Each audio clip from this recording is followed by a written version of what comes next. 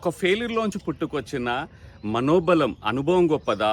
ఒక ఫెయిల్యూర్లోంచి పుట్టుకొచ్చిన వినయం, విధేయత గొప్పదా? లేదా ఒక సక్సెస్‌లోంచి పుట్టుకొచ్చిన గర్వం, అహంకారం గొప్పదా? ఒక సక్సెస్‌లోంచి పుట్టుకొచ్చిన లేజినెస్, బద్ధకం, అలసట గొప్పదా? మీ అభిప్రాయాన్ని బిలో కామెంట్స్‌లో షేర్ చేయండి. ఆగండి. ఇక్కడ నేను ఫెయిల్యూర్ గొప్పదా, సక్సెస్ గొప్పదా అని సూటి ప్రశ్న వేయట్లేదు. డైరెక్ట్ రిజల్ట్స్ గురించి అడగట్లేదు. ఎందుకంటే ఫెయిల్యూర్ మనకు కష్టాలని, నష్టాలను తెచ్చిపెడుతుంది. అలాగే సక్సెస్ మనకు లాభాలని, సంతోషాన్ని తెచ్చిపెడుతుంది. This is undisputed truth. అది మనకు ప్రత్యక్షంగా వచ్చే రిజల్ట్స్.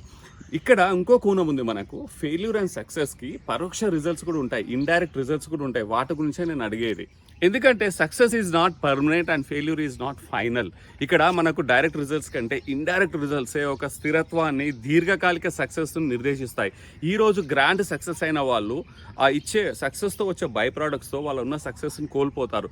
అలాగే ఈరోజు మ్యాసివ్ ఫెయిల్యూర్ ఉన్న వాళ్ళు కూడా ఒక గ్రాండ్ సక్సెస్తో వాళ్ళు ముందుకెళ్తారు, సక్సెస్ని సాధిస్తారు, దాన్ని నిలుపుకుంటారు. సో బై ప్రోడక్ట్స్కి ఉన్న పవర్ అది. సో మనం ఇక్కడ ఫెయిల్యూర్ నేర్పే పాఠాలు మన సక్సెస్ వచ్చే లాభాల కంటే గొప్పవని నా మెసేజ్ ఇక్కడ. So stay motivated and stay connected.